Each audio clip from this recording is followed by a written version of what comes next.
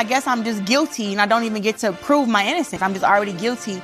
And then it just took off like wildfire. Claressa Shields is used to knocking people out in the ring, but this time, she's fighting a different kind of opponent. The undefeated boxing champ just got hit with a suspension, and if you thought that was bad, just wait, because Shields is now putting the blame on none other than Papoose. Claressa Shields was fresh off making history as the first boxer, man or woman, to hold undisputed titles in 3 different weight classes. She was supposed to be celebrating. Instead, she got hit with a suspension after testing positive for marijuana following her big win over heavyweight Danielle Perkins. Now, before you roll your eyes and think, but weed is legal in Michigan, let's talk about why this is even an issue. The World Anti-Doping Agency still bans marijuana in competition, so even though she wasn't out here puffing in the ring, it didn't matter. And the Michigan Unarmed Combat Commission isn't exactly showing her any sympathy either. Their statement came down hard, calling Claressa's actions an imminent threat to the integrity of professional boxing, the public interest, and the welfare and safety of professional athletes. So Claressa wasted no time firing back. She hopped on X to shut down any rumors that she was using performance-enhancing drugs, saying, "It's really angering that this man is playing with my reputation. I've been a clean athlete all my life. To ever put my name and PEDs with positive and my name in the sentence is damaging. He knows that. He's going to get sued and held like a public apology. And, on my soul, can't nobody tarnish my image. It's a temporary suspension till I go to trial for this very small amount of marijuana. I'm not suspended from boxing. I'm not stripped of my titles. I'm just waiting. Also, I can't defend a lie. Do your research." She even jumped in an interview in the Tamron Hall show to clear things up.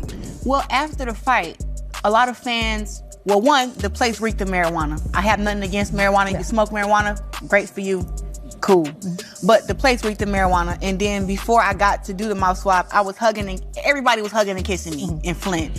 Everybody felt like they're my cousin, sister, brother, friend. This only makes things harder for her. I read that. That's what kind of, hurt my feelings a little bit, because I know that, I don't do anything wrong when it comes to boxing. And being a black woman in the sport already, I have to work 10 times harder to even get equal pay.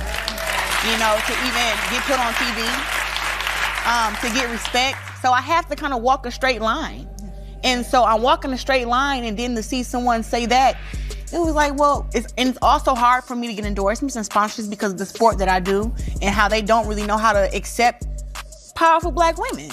So now I'm fighting this. She was hurt to hear how they talked about her. The WBO boxing organization also made posts and said that I was a danger to the sport. I had to prove my innocence within 30 days or they would strip me.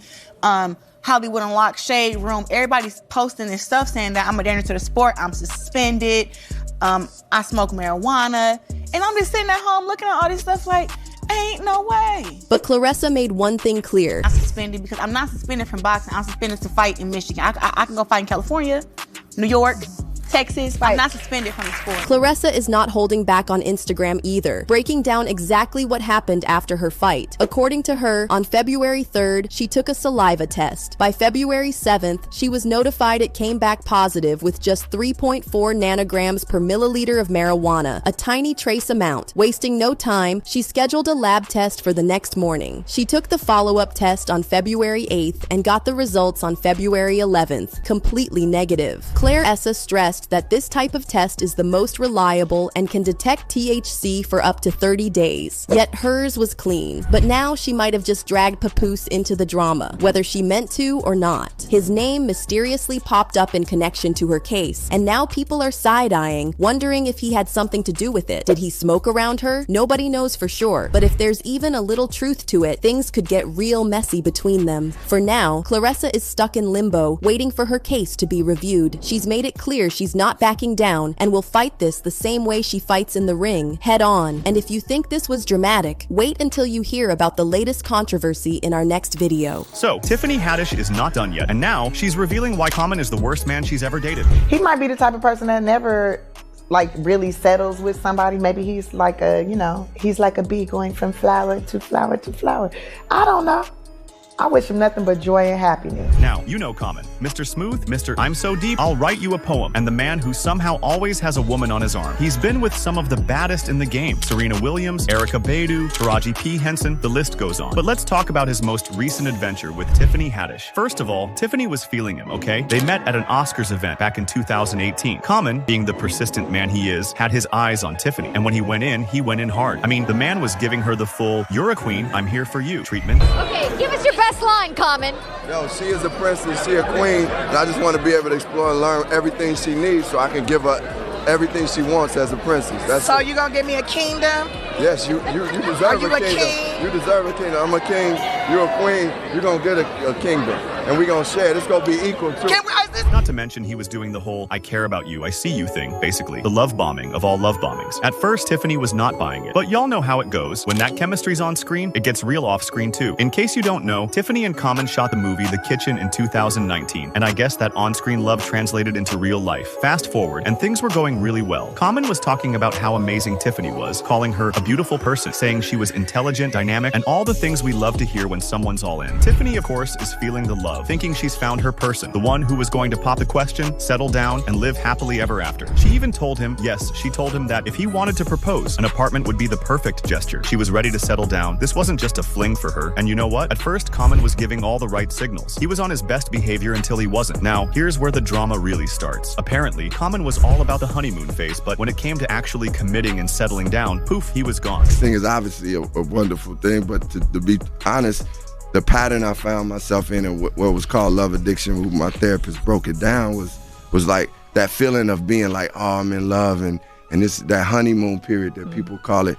I was addicted to that feeling. When that feeling would go away and the real part of relationships came, I was like, okay, do I want this or not? Like, I wasn't ready to do the work. He was out. Yeah, it was ready. I wasn't ready to do the work when it came. Tiffany said there were no warning signs, nothing that hinted he was ready to dip. So when he called it off, she was blindsided. And get this, he didn't even do her the decency of breaking up with her in person. No. He let her find out through the press, saying it was a mutual decision. Tiffany was hurt. I mean, she thought she was doing everything right, only to get played like this. And get this, right after he dumps her, what does he do? Oh, just goes off and makes the media rounds talking about how he's changed and how his next relationship will be the one. Like, sir, didn't you just break her heart? But no, he's out here acting like the world's greatest catch, leaving Tiffany with a broken heart and a whole lot of public humiliation. Now, she's watching Common run around with Jennifer Hudson, all publicly in love, showering her with gifts, while he gives Tiffany, well, nothing. Tiffany is out here side-eyeing him like, I see you, I see what you're doing. Like, did Common really change? Or is he just playing the same game again? Tiffany even threw some shade online, posting cryptic messages about how men don't settle down until they're basically ready for a nursing home. I mean, that's the whole mood right there. And don't get me started on Common's love addiction. He even admitted in interviews that he's hooked on that honeymoon phase feeling and then just dips when things get real. You know what they say about men who can't commit. They either have commitment issues or they're just out here running a game on everyone. But does Common even know he's the problem? Well, this fan thinks he will never settle down and commented, Common doesn't want a serious relationship and will probably never get married. This one thinks Common is just using Jennifer and wrote, Common is trying to remain relevant. He's always on her show. Run, Jennifer, run. I don't know about that, but for Tiffany, he's just the worst. So, do you agree with Tiffany? What do you think, y'all?